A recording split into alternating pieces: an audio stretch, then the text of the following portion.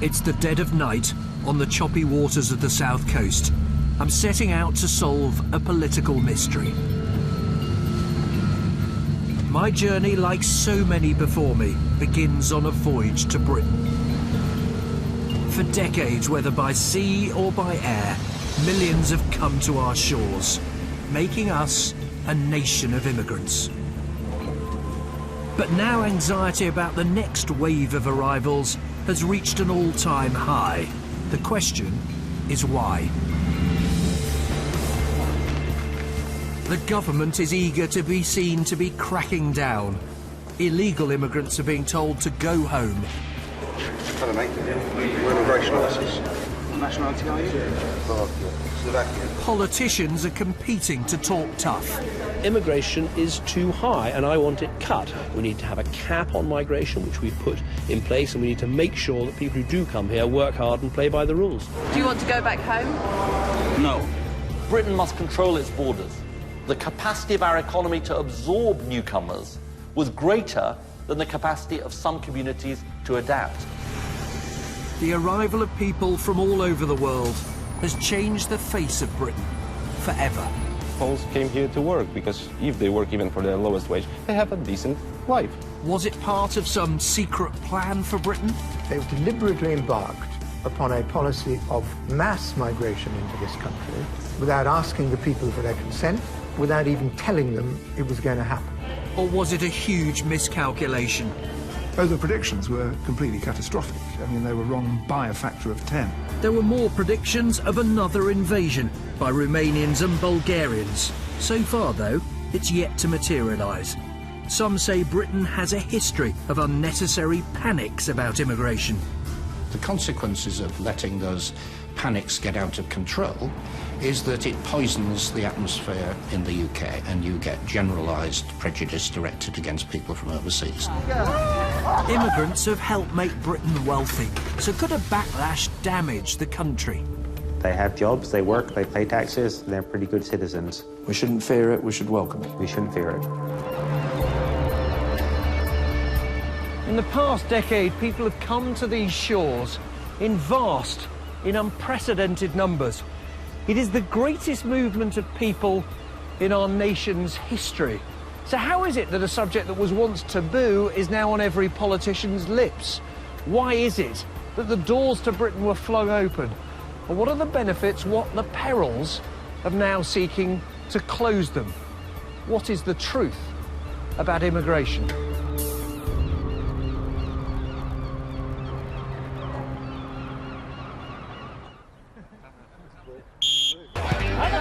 Kick-off down the local park. A crunch match in the league.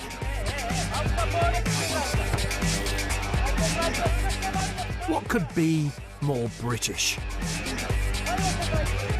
The answer is quite a lot. This may be the Garden of England, but the players on these teams come from Romania or Bulgaria. Here in Kent, there's a whole league of teams like this. 160,000 Romanians and Bulgarians were in Britain before the borders were fully opened a few days ago.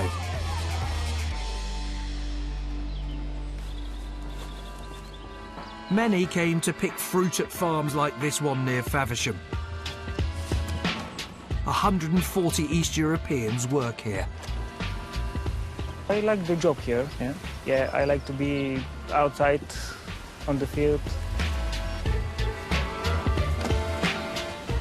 People who don't know Romania, how much better is the money here to the money back at home? It's much better. You're an accountant? Yeah. And you're here picking strawberries in England? Yeah, because I take more money here than Bulgarian. They earn £150 a month? Yeah. And you earn? More than £300 a week. No wonder you're here. Yeah.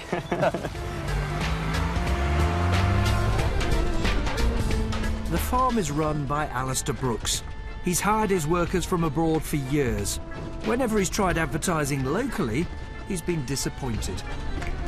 The last time we ran an advert, which was the beginning of the season, we got 25 applications. 11 turned up. At the end of the week, we had 5 left, 2 of which were Polish people and 3 were Slovakians. Not one Brit? Not one Brit. Where'd they gone? Oh, some of them just didn't turn up after the second day. Some thought it was a bit hard, a bit uncomfortable. They won't come.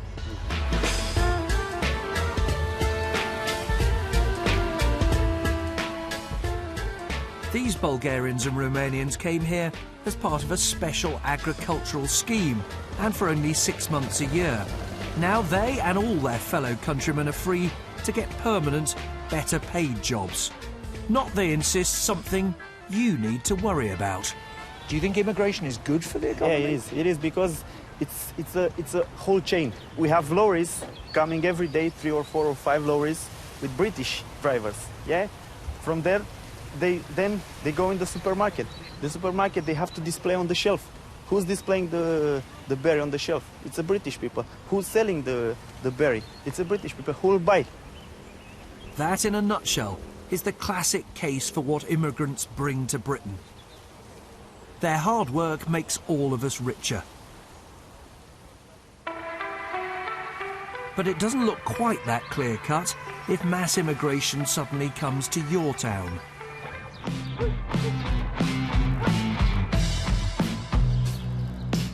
This is Sheffield's Page Hall district.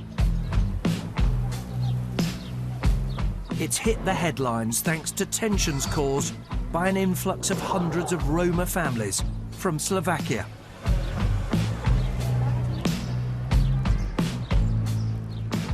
Locals complain about rubbish being dumped in the street, crime and antisocial behaviour. One Sheffield MP even warned of the dangers of an explosion.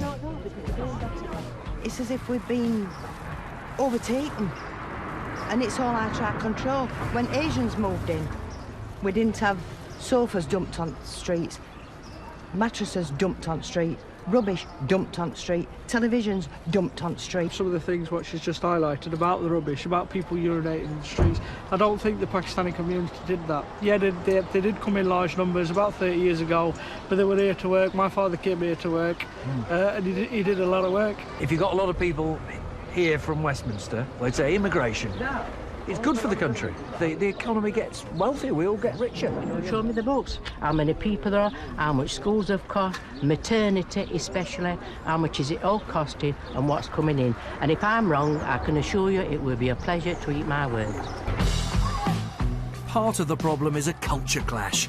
Many Roma have a tradition of gathering on street corners at night, which some long-term residents find intimidating. Ivan came here from Slovakia 5 years ago. Some people say there will be trouble here between the Slovaks and everybody else.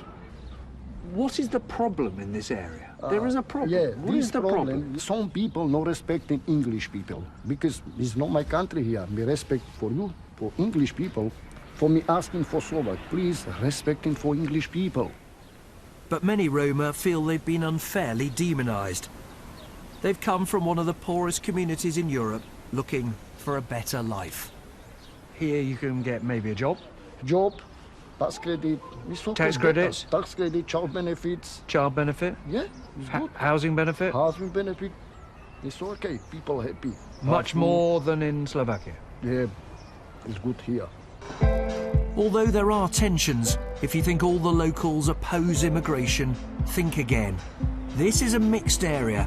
Most here are proud of the way immigrants have always blended in. I feel sure that if we give time and these people would come to meetings with us, we could get them to integrate. Can be a good thing, yeah. Immigration can be? Of course it can. You're not anti-immigration? I'm not anti-immigration, I'm not anti-anybody. Come here to an area in which the headlines have warned of an explosion between different racial groups, and you might imagine you'd hear people demanding an end to immigration. But people here know it's a false choice between immigration good or immigration bad. They probably know, too, that for years, a grown-up debate about this has proved almost impossible to have. Impossible thanks in large part to a single speech by a single politician made 45 years ago after the last big wave of immigration.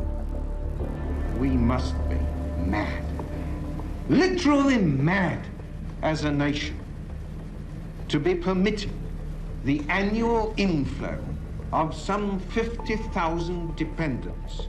The then political elite was completely shocked by, frankly, the resonance that his speech, the Rivers of Blood speech, had.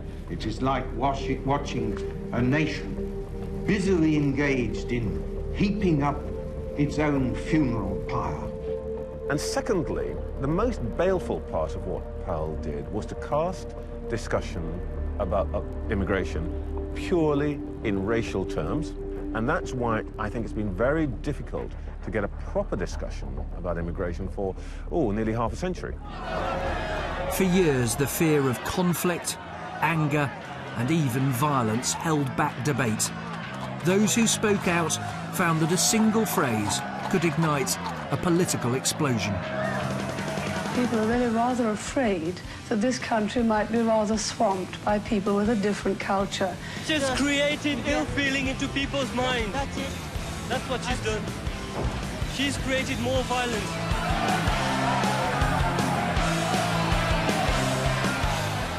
Political rows often focused on pandering to racism, as this poster graphically shows. For years, if you raised the question of immigration, you were accused of being racist. And there was a sort of deliberate attempt to make it a no-go area. Whether on the right or the left, those who've set out to limit immigration have found themselves accused of being inheritors of Enoch Powell's mantle. On immigration, it was bluntly a nightmare. And it got more and more difficult. But now politicians on all sides want to appear to be getting tough. I think what people have seen is a concern about the pressures of the number of people coming into the country, and it's those pressures that have led people to feel that immigration is an issue that politicians should be addressing in a way that hasn't been in the past. The level of migration, the pace of migration has been too high and should come down, but it's also important to look at different kinds of migration and the impact that they have as well. And one politician claims vindication for daring to go where others once feared to tread. They tried to say that anybody that dared to talk about this subject was necessarily a bad person and racist. That was what they tried to do. And actually, this has been going on ever since Powell's speech. He was wrong in the sense that he felt that black and white would find it difficult to mix. But unfortunately, he's been proved to be right because the sheer numbers that have come into Britain have led to segregation, have led to ghettoisation, and we now see significant parts of our big cities where people don't even speak English. Steaming into Southampton Harbour is a reminder that Britain has a long history as a migration nation. Not exactly the Statue of Liberty, is it? Britain doesn't have a monument. We have no inscription saying, "Bring us your huddled masses." And yet the history of this island is one that has welcomed the multitudes. They've settled here, they've prospered, they have become the new Britons. And yet some people are now asking whether the tide of people coming needs to be slowed, halted even. They're beginning to ask, is this crowded island simply full up? In the 10 years to 2012, net immigration to the UK was about 2.5 million people. That influx is roughly equivalent to 10 times the population of Southampton.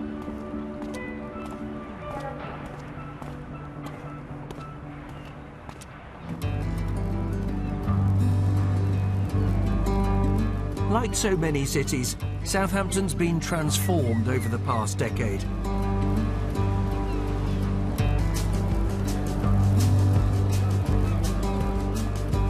The number living here who were born abroad has doubled, from 20,000 to around 40,000. In 1 in 12 households, no one speaks English as their main language. And nowhere illustrates the change more vividly than St Mark's Primary. They call themselves an international school because only 4 out of 10 of the children here are white British. They speak 42 different languages, including 2 Zulu dialects. It's an extra challenge for teachers like Sandeep. But you know what? It's a successful school. Do you have an idea of how many different languages you have in this class? Yeah, well, actually, this is probably 60 to 70% children with additional languages. So 60 to 70% of the kids here have extra languages, yeah? So it's a very, very challenging year group. There are, of course, many Polish children. So many, in fact, that the school employs Polish-speaking staff to translate for them. Napisz to do końca, a ja przyniosę do kolorowania coś. You have a cone in your hand. Drop them where they are. Demand for places from immigrant families has meant the school's almost doubled in size in just 3 years. It's now having to use temporary classrooms. If somebody said to you, this has gone too far, we can't take this many people, the country's overcrowded, how would you respond? I think that's a tricky question because, you know, I'm not in government. As a head teacher, I get what comes through the door. You know, we are full, and I think parents who are coming into the city now need to appreciate that they can't sort of pick and choose anymore. The schools in the city are full to bursting.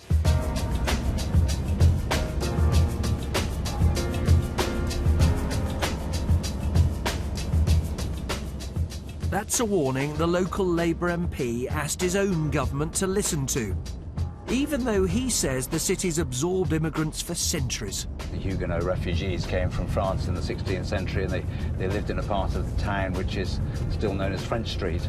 If you turn right here... John Denham wrote to Gordon Brown in 2006 to spell out how immigration was affecting Southampton. It had an impact in work. In construction, for example, wages fell dramatically. In the health service, the newer migrants who weren't used to having GPs tended to turn up at hospitals if they had colds or minor ailments, so there was a big impact there.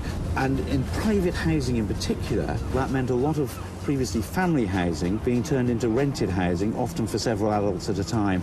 So across the city, the sense was a very rapid change in the community feeling and sounding different to the way it had done before. This is Southampton's Unity 101. Pozostaje mi nic innego jak tylko rozpocząć program The Sound of Poland. Jazda. Listen to this, Southampton's very own Polish punk show.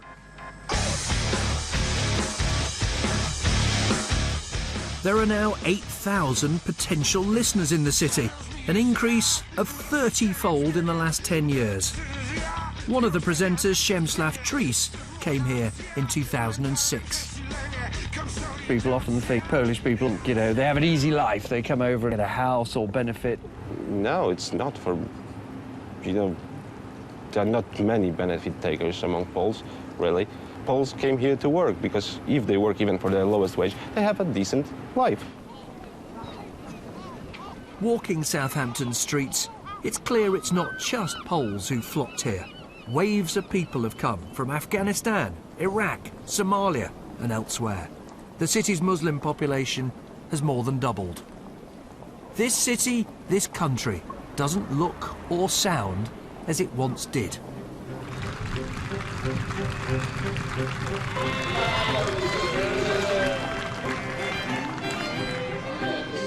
This is the country some remember and some still yearn for. The New Forest show takes place just outside Southampton, but it feels a world away. Opposition to immigration is often rooted in a fear that things are changing too fast. I wanted to see if people here had an appetite for the facts. Right, ladies and gentlemen, can I gather you round? Because I have a question to ask you about the country. If I were to ask you, how many immigrants are there in Britain as a proportion of the whole? Is it a half? Is it more than half, say 3/4? Is it about a third? So which is it? Who's going to step up first and just tell me what they think? I'll do the cutting. I think it might be a third. You think it might be a third of the population are immigrants? OK. You have that third. Thank you. Sir, right, you think... I'll go with the 8th. So you think... I think objectively it's not as much as people think. You think it's not as much as people think? That's about an 8. At 25%. What, you think about a quarter of the British population were born abroad? That's what we mean, right? A quarter? Anybody want more than that? 8? 5%. Never. You must be. 75% of the population are immigrants? North of Birmingham. You get 75%. That goes in there. There we are. That's yours. Oh, good. There we are. So, ladies and gentlemen, I can now announce the results. Who got closest to the immigrant population of Britain on our pie chart? Peter Snow, eat your heart out. The answer is, well done, sir, an 8th. The immigrant population of the UK is about 13%. Opinion polls show that most of us overestimate the numbers and think the answer is a third. Public concern should, though, not be underestimated. I remember Enoch Powell, and I remember what his words were, and I've adhered to that all my life. I wouldn't want to see any more immigration, definitely not. There's no jobs for English people. I don't have a problem with anyone that works and pays their way. My brother suffered for ages to get a job when a foreign person can come here and walk straight into a job. Those are views commonly held, but for a long time, not listened to. According to new results from the authoritative British Social Attitude Survey by NatSen Social Research, over 3/4 of people want immigration to be cut. It's higher still amongst those with few qualifications. Well over half of the population want immigration to be cut by a lot. The highest figure since the question was first asked in the mid-90s.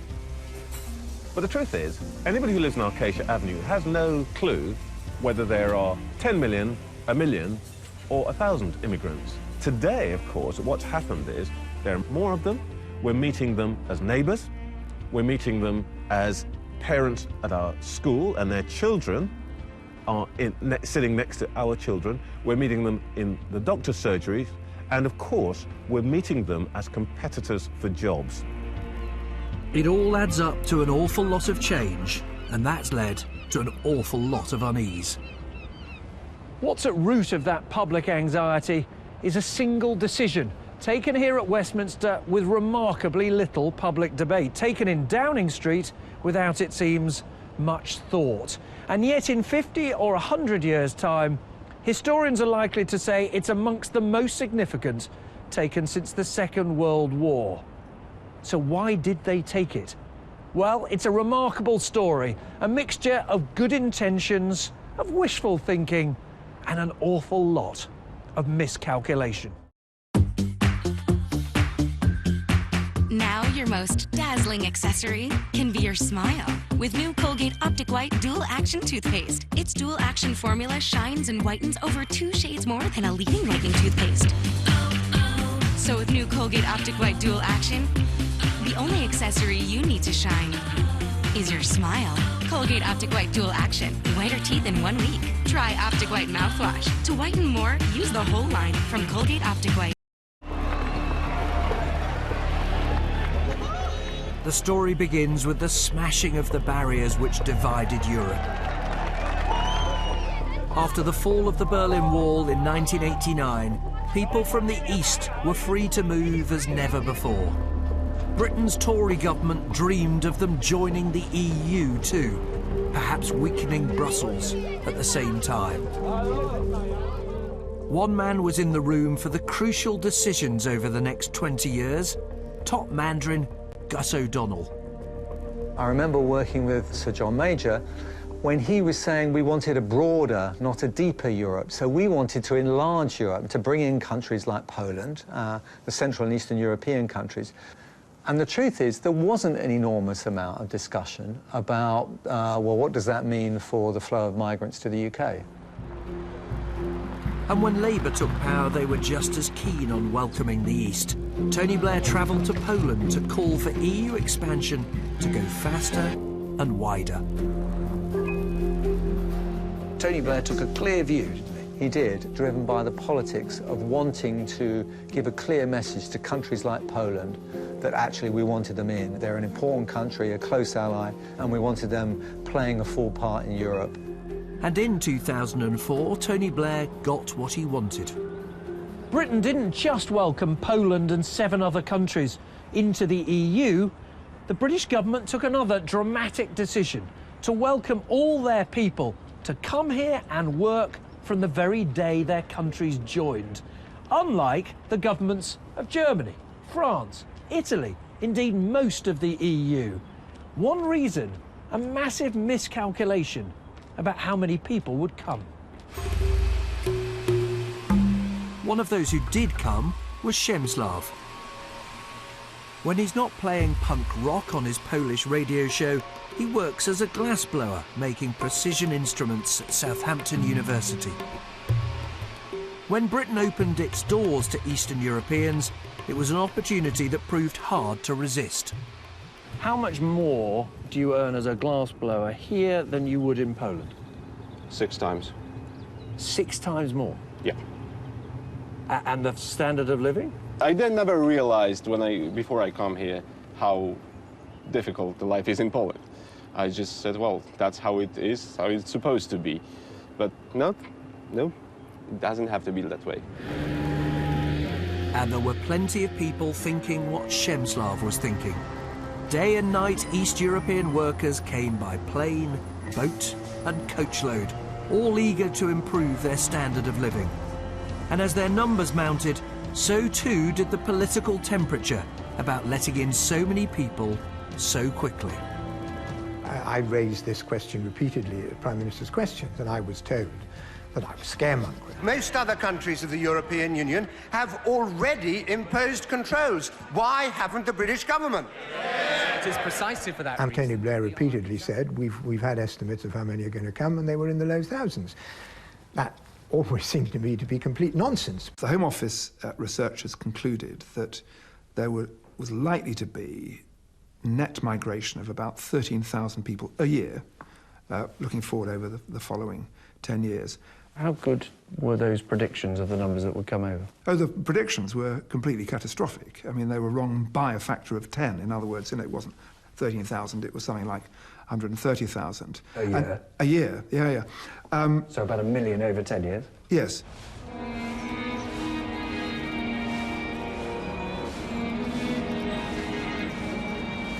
It suits some politicians to blame the forecasters for the choice they made to open the door to East Europeans. In truth, though, the decision had been taken effectively long before the final forecasts were in. At the time, there was another priority: how to find the people to fill the jobs in a booming economy. A new century brought with it renewed belief. We celebrated the Queen's Golden Jubilee. We spent and spent and spent. Symbols of our new prosperity sprung up, but worries were rising too. Without more workers might boom be followed by bust. Did Britain need immigrants to keep our economy growing?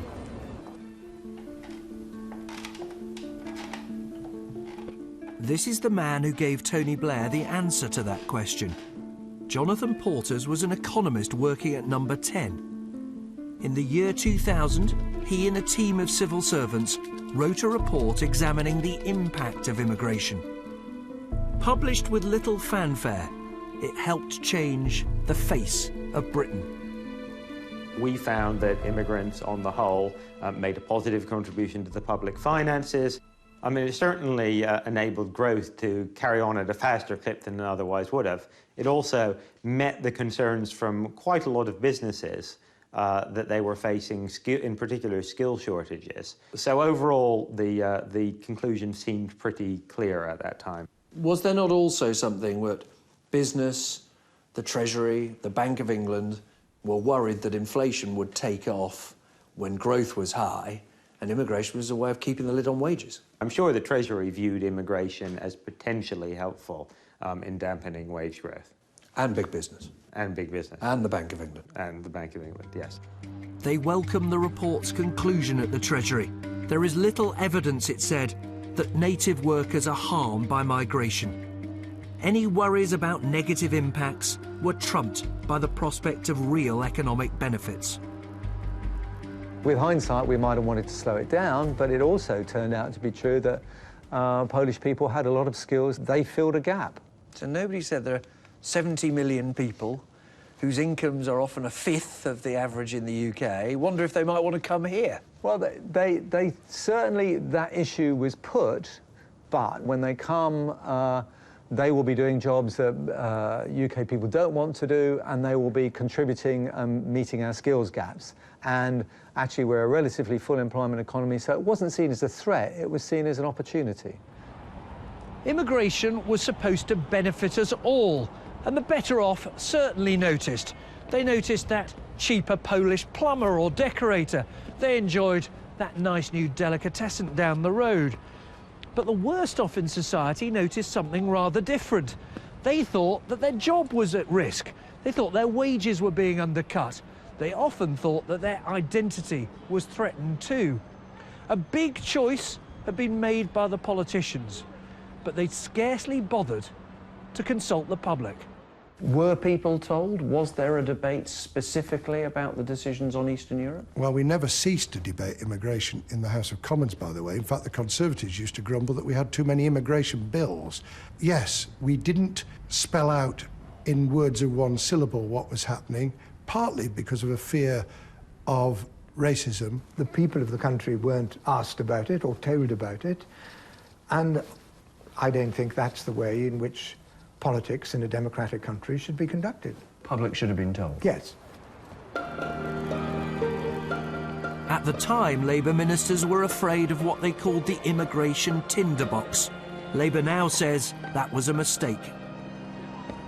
I think there should have been more debate about immigration. I think we should have had more calm, measured debate and sensible response to people's concerns, but also listening to what those concerns were. You know, listening to people who were worried about jobs or wages or worried about the pace of change, and to have that debate about it rather than simply thinking you can't talk about it for fear that that might be the politics of the right. But the then Home Secretary says if East Europeans hadn't been allowed to come here legally, many would have come anyway. Well, I'm unapologetic. I'm unapologetic because if you don't have legal managed migration and people don't sign up so they pay national insurance and tax, they'll work illegally. And although we didn't get everything right about this particular issue, as I've described many times, we actually were on the side of the angels. Is Labour right to apologise, or should you just say, well, we did our best? I mean, I think I'm personally sceptical about apologies other than personal apologies. Rather debases the currency of the language. I'm certainly right to say we got this wrong and we deeply regret it, because we did get it wrong and I deeply regret it. Why do you regret it, though? Well, I regret it because it undermines trust in government if you're that wrong. Mistake or not, this is a policy which, unlike most politicians take, is irreversible. Many immigrants came and then returned home, but many more, like Przemysław, are here to stay. Poles are blending in, really. You can't see them much. They just work, home, work, home, work. They will be Poles to the bone, to the very end of their lives, like I will be. But my children will be English, and nothing will change that. So next generation of Poles here will be English.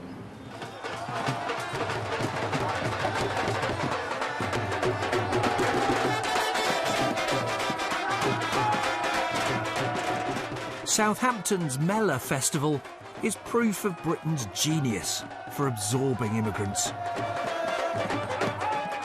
This is a celebration of the city's Asian community, which took root when Sikhs came to fight for Britain in the First World War.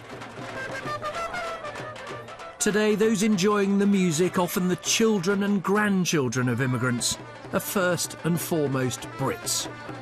I personally don't feel immigrant because this is where my roots are.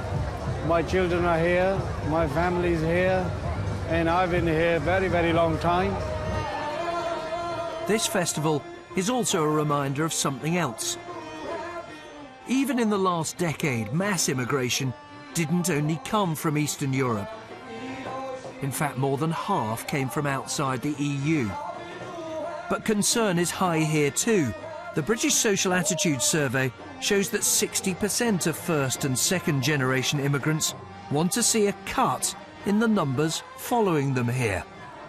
I don't think it's fair for locals, perhaps, that have, you know, established themselves and are trying to set up businesses, trying to do good work, with somebody coming over from Eastern European or any part of the world and perhaps setting up a similar or rival business and undercutting them. And that's from my own business perspective. The frustrating thing about it is our communities, our British-born, cannot get the job. And the Eastern communities, European communities, can get a job. And it's causing great difficulties here in Southampton. The worries here, as in many parts of Britain, are real. No wonder politicians feel they have to act.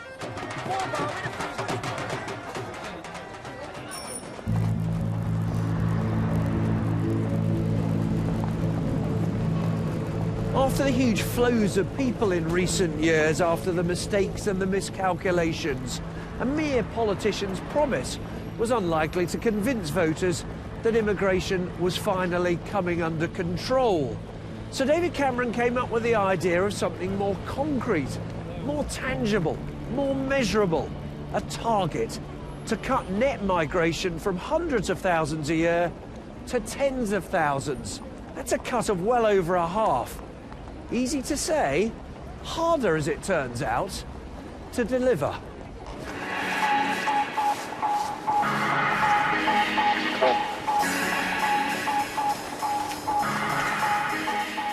Here's one way they're trying to hit that target. These are the pictures the government want you to see.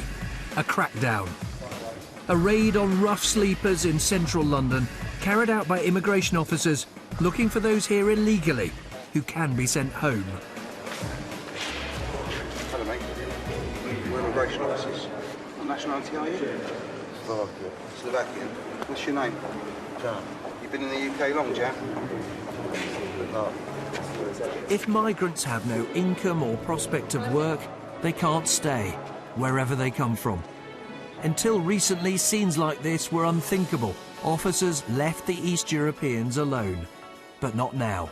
And you're from Lithuania as well? What? Do you want to go back home? No. No? It's one of a raft of initiatives to reassure voters that the rules are being implemented and tightened. But that's not enough to ensure the government gets net migration below its 100,000 target. The latest figures were not far off double that. How likely is it that the government can meet its net migration target? Well, that remains our aim by the end of the parliament. Are you likely to meet it?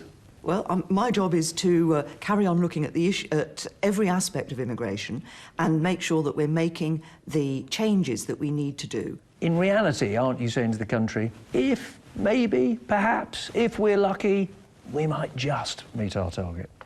Well, what I like to do is not say, I'm going to predict we're going to do A, B and C. That is my target, and what I want to do is get on with the job of working towards that target.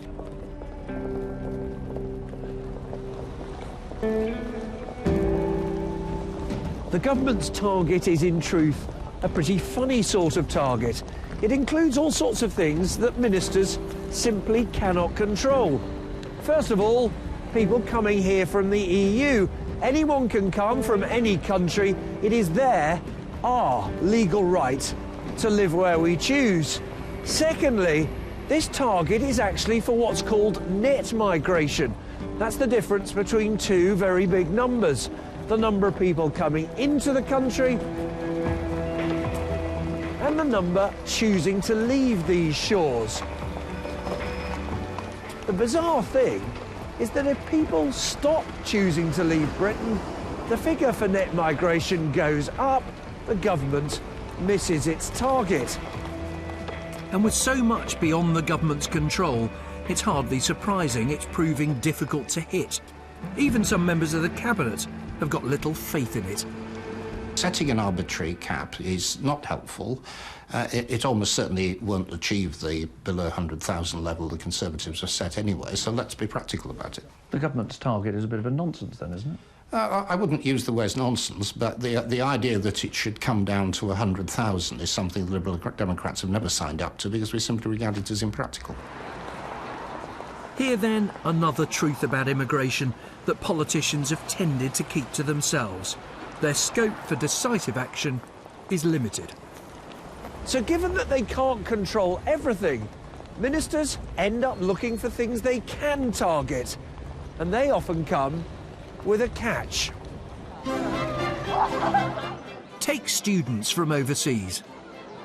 People coming here to study made up the biggest share of the immigration statistics until the recent crackdown.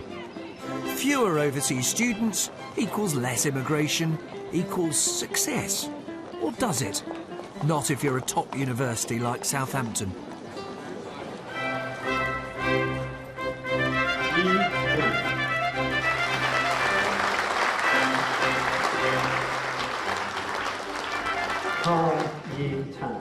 A quarter of the students here are from overseas. They pay higher fees than British students, helping universities to cope with funding cuts. And they bring much needed foreign cash into Britain. Higher education is a great British export. But the student visa system was being abused by applications for bogus colleges. The reason for this interview is to ask you some questions about your student application. So the government's trying to weed out people who are really trying to come here to work. And why did you decide to come to the UK to study? This centre opened last spring and has vetted about 100,000 applicants from around the world. And how will this course help you with your future plans? In theory, those pretending to be students are vetoed, real scholars are approved. And what will you do at the end of your course? I'll I come back to my country and look for a job or start with my parents' business. Scores of phantom colleges have closed. All right then, so have you understood all of my questions today? Overall, applications to study at further education colleges have almost halved. OK, that's now the end of the interview, so you're now free to leave.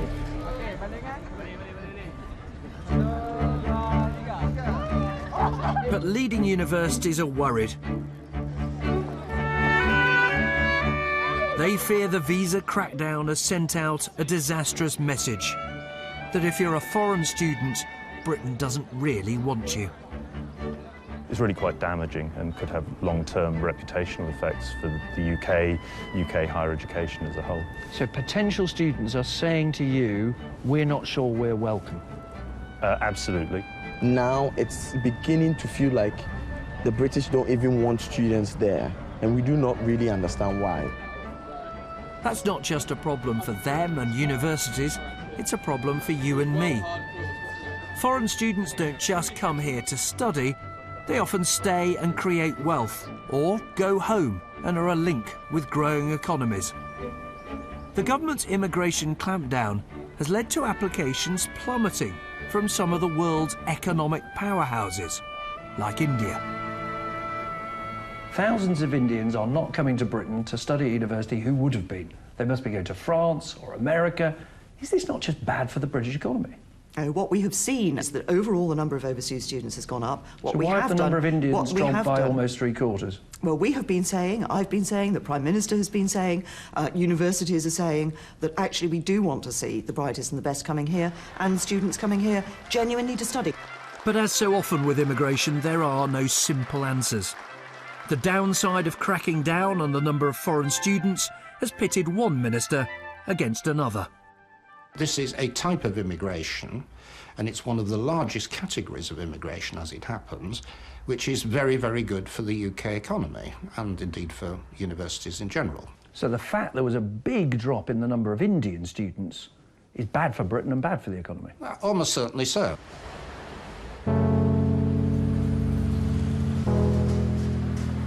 The idea of stopping bogus students whilst only allowing in people who are serious about getting a qualification is the sort of idea that most people would agree on over a coffee or their Saturday night curry. So too the idea of allowing in those with high skills and blocking those with low or no skills at all. They're popular, they sound easy enough.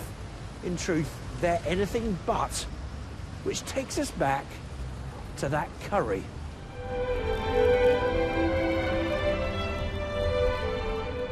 Meet the nation's curry king. Born in Bangladesh, Inam Ali is a man who loves Britain and has made it his life's work to persuade his adopted homeland to love curry just as much. At Inam's restaurant, it's not exactly vindaloo washed down with a pint of lager. Oh, look at that. That is beautiful. Thank you very much. And you call this now, don't you? You call this British curry, yes, rather than Indian. Yeah, absolutely. Yeah. I do call British curry because of the way it's presented, the way whole process is done. Yeah. And it's regarded as a British curry, British cuisine. Yeah. He calls it British, but it's cooked by foreign chefs who, like Inam, come from Bangladesh. But there's a crisis simmering here and in the kitchens of the nation's curry houses. Under new immigration rules, work permits are only given to those classified as highly skilled, earning about $30,000 a year, and who can speak English. You go to Bangladesh, apply for advertising in the newspaper, get somebody, interview them, anything is fine, and you apply them, he'll be rejected. Because of his English may be weak, or the certificate he provided is not in the proper institution. Many different things is happen. Does it matter whether chefs can speak English? That's all they're saying. You got to have. Does it matter to you? For me, no, because I'm looking for somebody cooking a curry. I'm not looking for somebody to come into my kitchen lecturing English. No. Inam isn't above a bit of lecturing himself. He founded the British Curry Awards, the Oscars of this hot and spicy industry. And yes, curry is an industry. With a turnover of £4.5 billion a year, it employs 72,000 people. An industry under threat, Tory-supporting Inam Ali MBE tells his guest of honour. I am very privileged and look forward to continue working closely with the government on the issue that affected our industry, the industry that we are celebrating tonight. I know that there have been questions on immigration and getting chefs with the necessary experience. So let me promise you this. We will work through this together. We'll continue to help you to get the skilled Asian chefs that you need. And we will also work with you to train up the next generation of homegrown chefs. It may sound soothing, but his real message was blunt. Stop relying on foreign chefs and train some born in Britain. Fixed overnight. But even in the shadow of Brick Lane, London's Curry Mile, it's clear that won't be easy.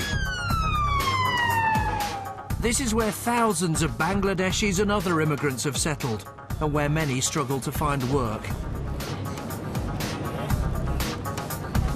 The Osmani Centre helps young people into jobs, but few want to do what their parents often strive to escape. Most people around here, like, working in a restaurant, like, they degrade you for it. Like, you get looked down upon. What, if you work in a restaurant, you get looked down? Yeah. From the community, yeah, from the people. Why? You can do more in life rather than working in a restaurant in your local community. Oh, so but working in a restaurant seemed like a bit of a low job? Yeah, like Binman, yeah. If my son was to now say he wants to work in a restaurant, regardless of how glamorous being a chef can be, it's frowned upon because you shouldn't be working so hard. You should be aiming for an accountancy job, a law job, or even things like the media, which isn't so common in our community, would be frowned upon because it's not something that has that prestigious title. If Brits don't want to learn to cook curry, either chefs' wages will have to go up, and with them the price of your chicken tikka, Or we may need more immigrants after all. This, though, is about much more than cooking. To get the best designers, programmers, scientists, we may need to bring in workers from all over the world. Or should we listen to those worried about the impact of immigration?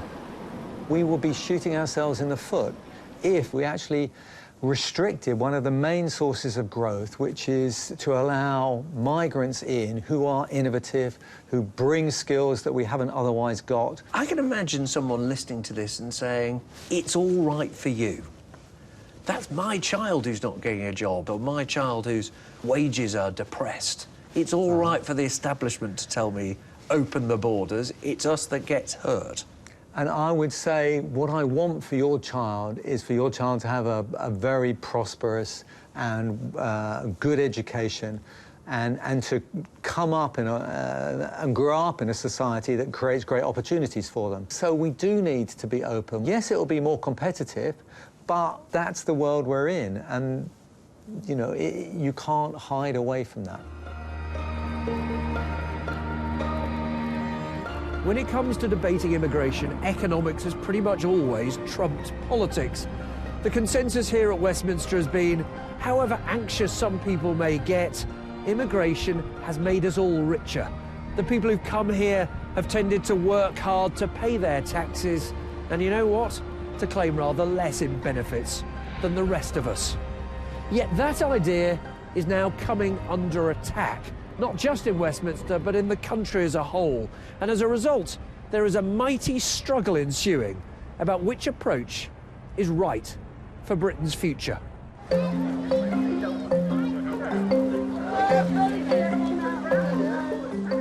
Back at the New Forest show, time to quiz the public. What price would they pay to cut immigration? Britain's official economic forecasters say less immigration means more cost for the rest of us. The Office for Budget Responsibility says if you cut immigration, it'll take us longer to pay our national debt off. If it meant higher taxes in order to cut immigration, will you pay? I'll pay, yeah. I need some money. You want to see it cut? Yes. OK, you need to give me some money then. Why do you feel that strongly? Because I think it should have been curbed 30 or 40 years ago. Even if it costs us money? Yes. Is a credit card easier? Is that easier? Now, this may be unscientific research, but one political leader echoes those views.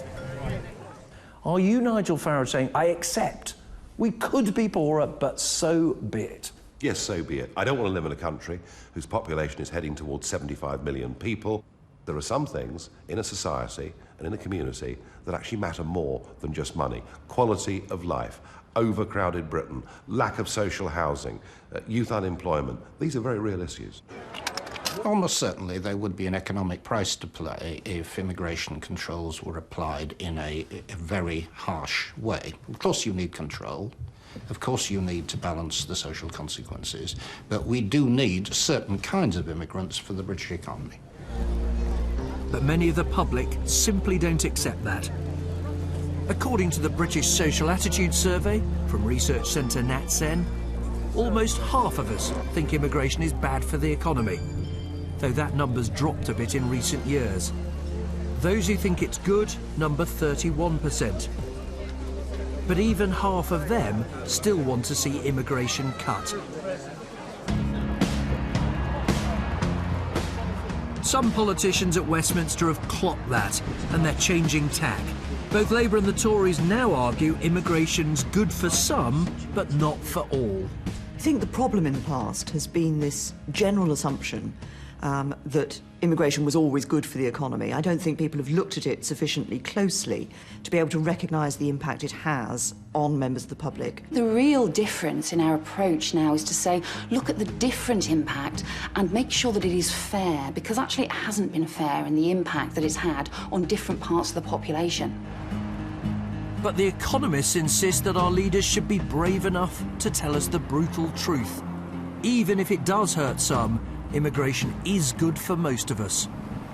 Are you saying politicians need to be blunter with people and say, you're right, you may have a cut in your wages, you may even lose your job, but overall, Britain's better off and you're just going to have to live with that? I think that's correct. I think if we think that on average immigration makes us more prosperous, then I think politicians do have to say to individuals who are negatively affected, and let's face it, there will be some, yes, we're doing this for the good of the country, and yes, you may lose out, but ultimately we still have to do this. Just as we said to the coal miners 30 years ago, sorry, we can get our coal a lot cheaper abroad, we can't afford to keep on propping you up. And broadly, I'm afraid, I still think it's probably the right thing to do.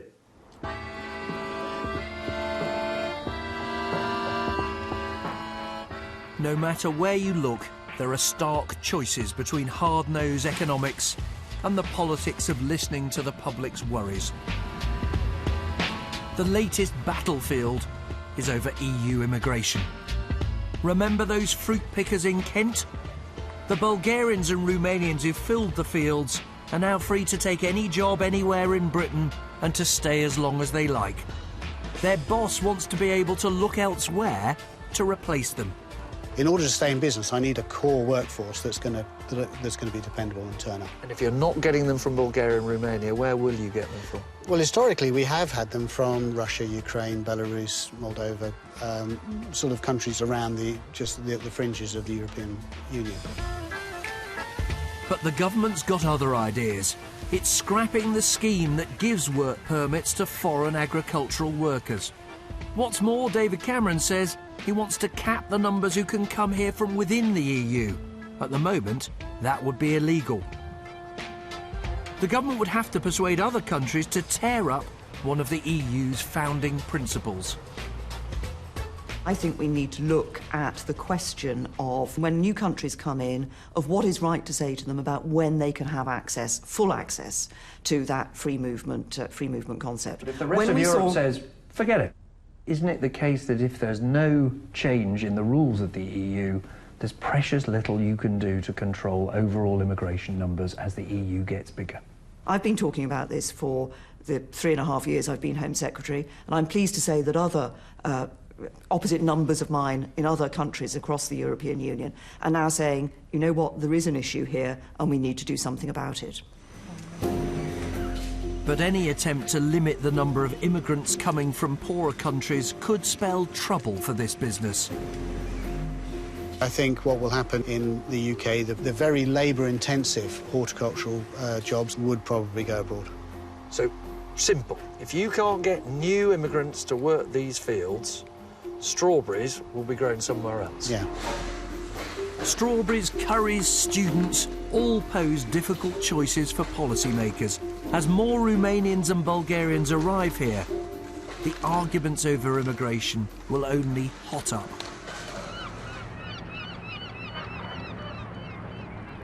For years in Britain, we have perhaps failed to properly discuss the downsides of people heading to our shores. Are we now in danger of ignoring the upsides?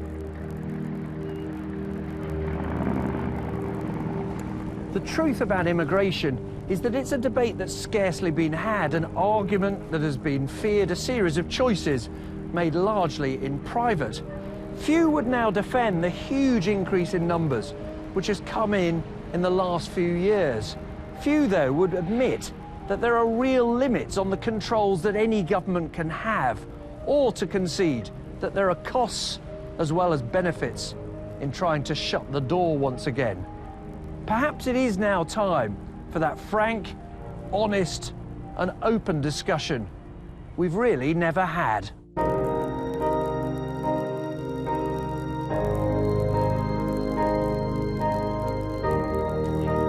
Of course, there is a hidden side to immigration. Fergal Keane discovers what life is like for some of the people here illegally, tomorrow at 9:30.